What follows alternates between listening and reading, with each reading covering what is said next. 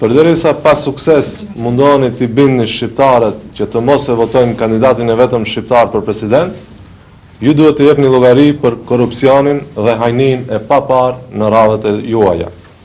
Pjesin publikisht Talat Xhaferen. Përse ai nuk magjistroi përderisa ishte oficer i ushtrisë jugoslave apo asajt Maqedonisë, por magjistron tani si ministër me të hodhat e shqiptarëve. Pjesin publikisht Ermira Mehmetin.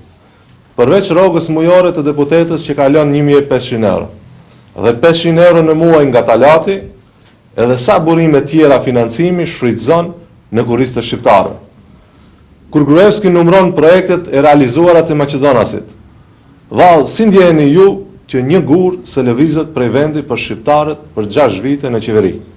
Por sigurisht, që të mos ngel ndonjë Maqedonas pa të ardhura është përkujdesur Talati, duke paguar nga 500 euro këshilltarin e Gruevskit dhe atij të qytetit Shkupit, Vlado Popovski.